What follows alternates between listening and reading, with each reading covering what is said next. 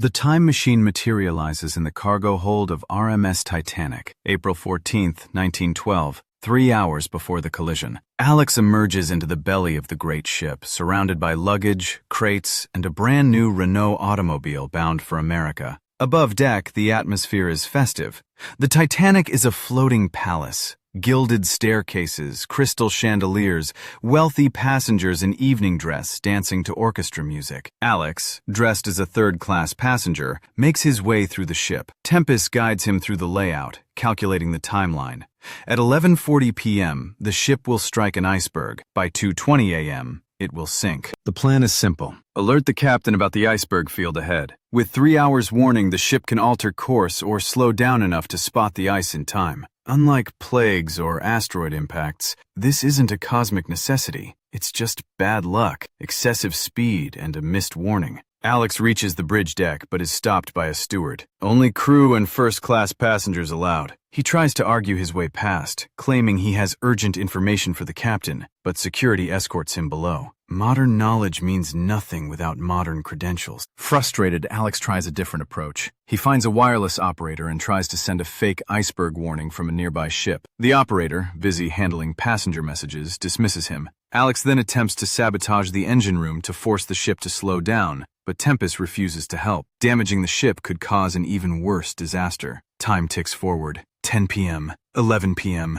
Alex is running out of options. In desperation, he triggers the fire alarm system, hoping it will force the crew to slow down and investigate. It works for 15 minutes. Then the all-clear sounds, and the Titanic resumes full speed ahead through the dark, ice-filled waters. 11:30 p.m. Alex stands on the forward deck, straining his eyes toward the horizon. That's when he sees him, the Guardian, standing at the rail, watching the dark water. Before Alex can react, the Guardian speaks. He's not here to stop Alex this time. He's here to witness what Alex will choose when faced with an impossible situation. The Guardian explains something crucial. The Titanic disaster led to sweeping maritime safety reforms, mandatory lifeboats for all passengers, 24-hour radio watch, international ice patrols, new safety regulations that saved countless lives over the next century. If the Titanic doesn't sink, those reforms never happen, and future disasters claim even more victims. Alex's mind rebels. That's insane logic. Let 1,500 people die to scare future ship companies into being more careful? The Guardian's response is cold but factual. Yes, history often learns through tragedy. The question is whether Alex can accept that. 11:40 p.m. approaches. Alex could still act, rush the bridge, physically wrestle the wheel, do something dramatic, but he's paralyzed by the moral complexity. Save these people and doom others? Let them die to save more later. There's no right answer. Then he notices something.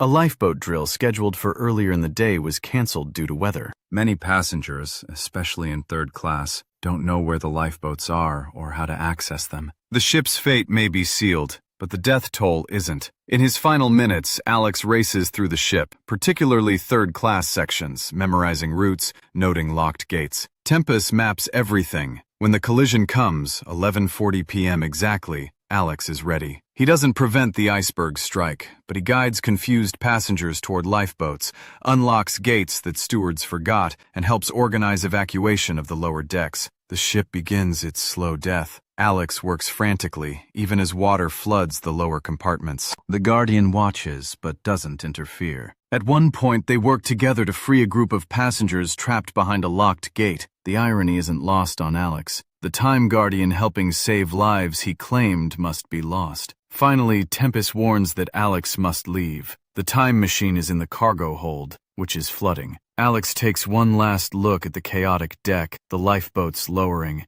people still fighting to survive. How many did he save? Dozens? 100? Not enough, but more than zero. Back in the time machine, Tempest analyzes the results. Timeline deviation, 0.02%. Alex saved approximately 63 additional lives. The disaster still happened, the reforms still followed, but 63 people who died in the original timeline now lived. Their descendants will ripple through history in small ways. The Guardian's final words echo in Alex's mind. You're learning. You cannot prevent tragedy, but you can reduce suffering within the margins history allows. That's not nothing. Alex sits in exhausted silence as the time machine prepares for the next jump. He's beginning to understand the cruel mathematics of time travel. Perfect solutions don't exist. Only choices between bad outcomes and worse ones. The question isn't whether he can save everyone, but whether he can save anyone while preserving the flow of history. Tempest displays the next coordinate: Sarajevo, June 28, 1914.